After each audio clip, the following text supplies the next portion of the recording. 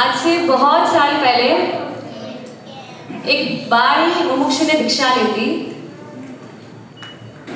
शायद 13 इयर्स की उम्र में। बहुत ही छोटी एज में उन्होंने दीक्षा ली। उसके बाद उन्होंने अभ्यास स्टार्ट किया। जीव विचार, नव तत्व, कर्मगण पढ़ते पढ़ते न्याय भूमिका तक पहुंचे। न्याय पढ़ते पढ़ते एक श्लोक आया एंड उस श्लोक में वो महात्मा अटक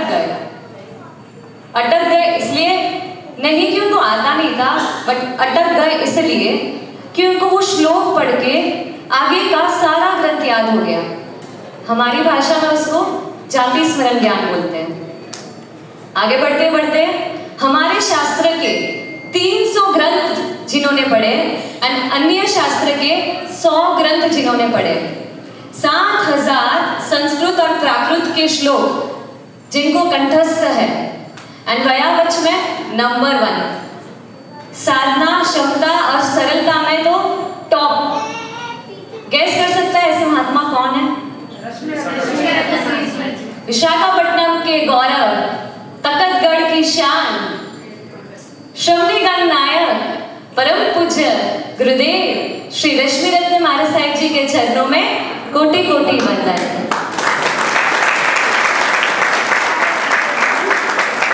मेरी गुरु मैया मुझे पुण्य रेखा महाराज साहिब जी के चरणों में कोटि कोटि वंदन। मुझे दक्ष रेखा महाराज साहिब जी के चरणों में कोटि कोटि वंदन। शुरुआत करोगे एक स्टोरी से।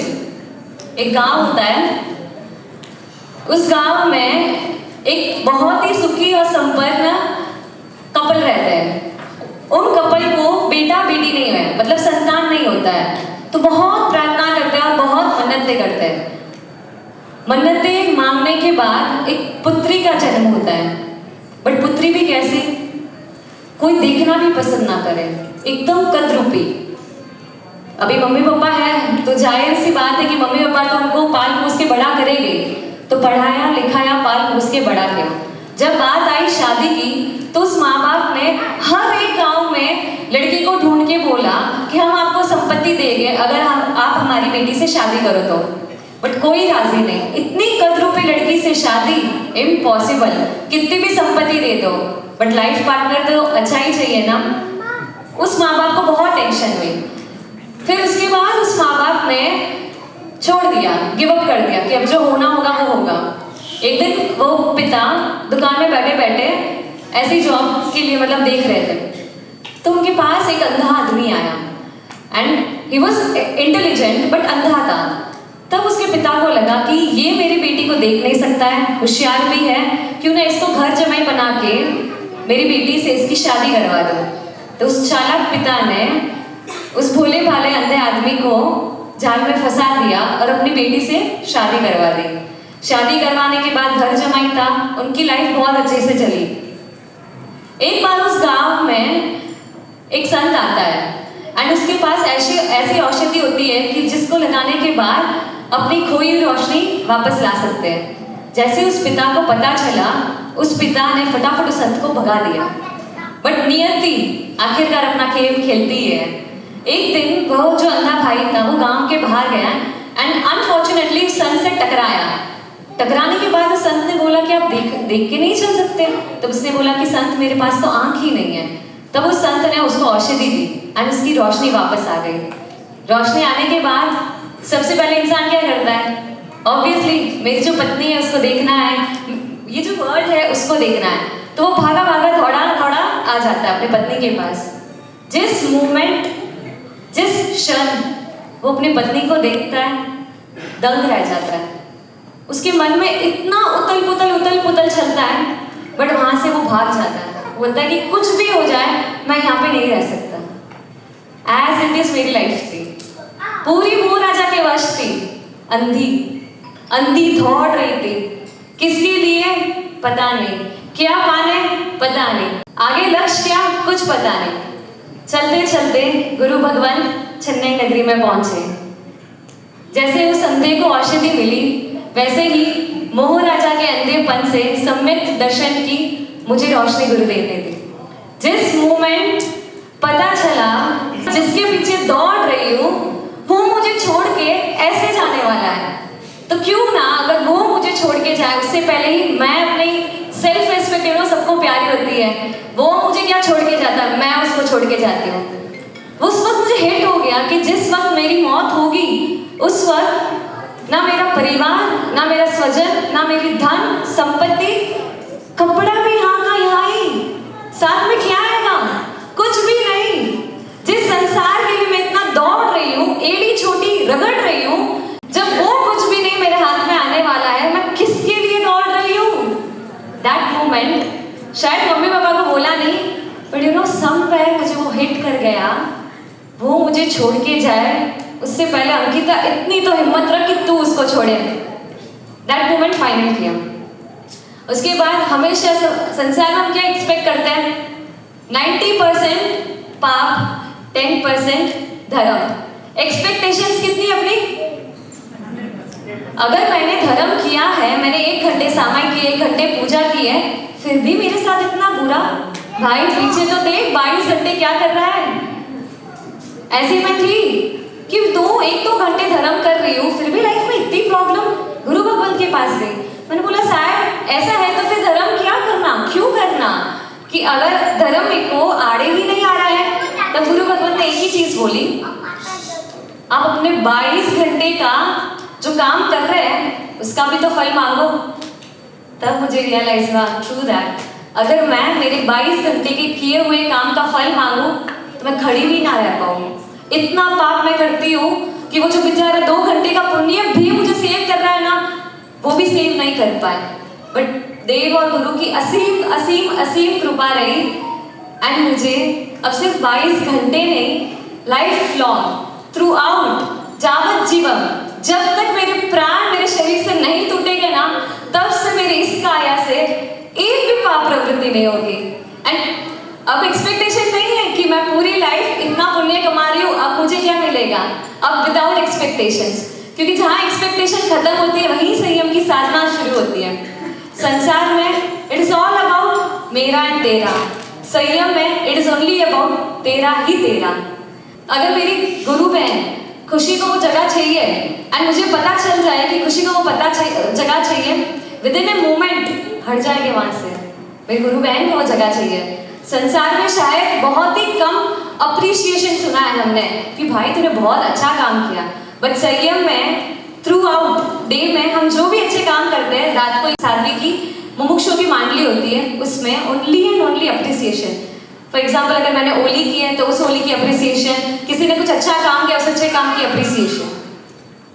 तब ऐसे लगा जब संसार एंड संयम को कंपेयर किया, हम लाइक भाई संयम में बहुत प्रॉफिट है, आफ्टर ऑल बनिए की बेटी हो, इतना नुकसान कैसे कर सकती हूँ।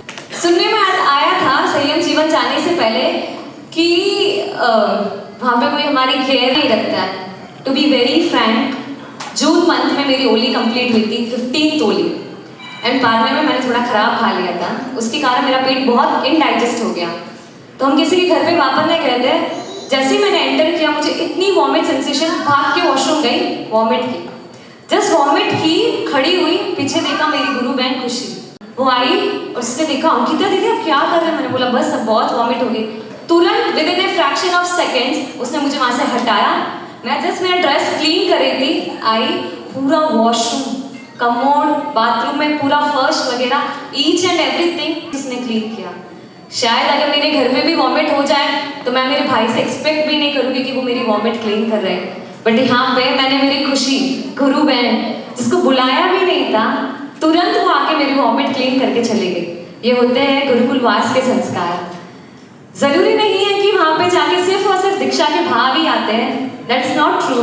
वहाँ पे आके हम संस्कार लेके जा सकते हैं। बिफोर एंटरिंग टू संयम लाइफ, मेरी लाइफ में सिर्फ और सिर्फ एक ही गोल था, अच्छा खाओ पियो घूमो। वार्डरोब में multiple of clothes, crop top, jeans, T shirt, traditional, but satisfaction zero. यहाँ पे only and only one cloth, that is white, no choice for me, but satisfaction at most. Chennai में ऐसा था कि यह किसी का ड्रीम होता, मेरा ड्रीम ऐसा था कि चेन्नई की हर रेस्टोरेंट ट्राई करना है, तो उस भाग में निकल पड़ी थी। सारी रेस्टोरेंट का खाना खाती थी। खाना खाते खाते हमेशा ऐसा आया कि यार जब खाती हूँ तब तृप्त हूँ, उसके बाद अगर मुझे सच्चा सेटिस्फैक्शन होता तो मेरे अंदर एक क्वेश्चन नहीं होता व्हाट नेक्स्ट। बट जब भी खाना खा के घर आती थी हमेशा ऐसा कि नेक्स्ट ही जाना है, कहाँ पे जाना है मुझे नेक्स्ट। ऐसे करते करते मेरे अंदर क्वेश्चंस आते थे कि I am not satisfied. But now I got to know why I was not satisfied, because अब पात्रे में चॉइसलेस खाना आएगा। शायद कभी आए नहीं भी आए, बट सेटिस्फैक्शन एटमोस्ट। संयम जीवन बहुत ब्यूटीफुल जीवन है। एंड मुझे ऐसा लगता है कि जब जब मैंने वेस्टर्न कपड़े सब पहने हैं ना, somewhere I was scared of अगर मेरे कपड़े ऊपर नीचे हो गए तो, अगर मुझे किसी ने उस नज़र से देख लिया तो। बट अब प्रभु की आज्ञा में कपड़े पहन के किसी का डर नहीं। अब मुझे सब जने राजुल की तरह देखेंगे, भाई हो बहन हो कोई भी हो, बस अब मेरा एक ही टैग है राजुल। अब मुझे कभी कोई बुरी नजर से नहीं देखेगा। भगवान की आज्ञा एक बार पाल के तो देखो, not only physically but mentally emotionally आप हील हो जाओगे। बहुत ही ब्यूटीफुल जीवन है ये संयम जीवन। हो सके उतना अनुभव ना करना अपने दिल में। एंड ये जर्नी मैंने सिर्फ आई से स्टार्ट नहीं की थी, इट वॉज ऑलवेज वी। संसार में हम क्या बोलते हैं, ओ मैं की दूँ, कोई भी चीज अगर आपने पूछा तो आपने कहा ओ मैं की दूँ। बट यहाँ पे मेरी journey started with we. It was me, Prabhu, मेरे गुरु, मेरे कल्याण मित्र। अब मुझे ऐसा लगता है कि मेरे कल्याण मित्र ने बहुत सारे लोगों ने दीक्षा ली, but wherever they are वो बहुत ही खुश है। मतलब उनको अभी भी बिलीव नहीं होता है कि अंकिता तू दीक्षा ले रही है। इट इज लाइक उनके चेहरे पे वो स्माइल देखने का मुझे ऐसा लगता है कि मैंने मेरे कल्याण मित्रों का लिया हुआ टाइम यूटिलाइज किया, मैंने मेरे गुरु भगवंत को लिया हुआ टाइम यूटिलाइज किया। एंड एक बार भगवान की राह पे एक एक डगला मारने के देखो, 99 steps will run towards you. एक बार भगवान से पार्टनरशिप करके देखो।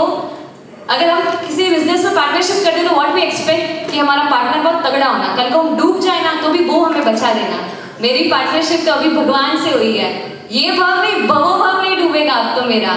ऐसी पार्टनरशिप मैंने प्रभु से की है।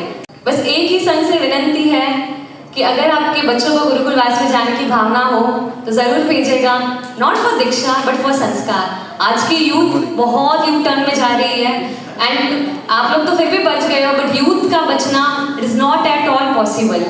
हो सके उतना गुरुकुलवास में भेजना, वहाँ से संस्कार लेके आएंगे तो आगे हमारा भविष्य ही सेफ रहेगा। जिन आगे विरुद्ध खुद भी कहा हो तो अच्छा। मुझे दे जो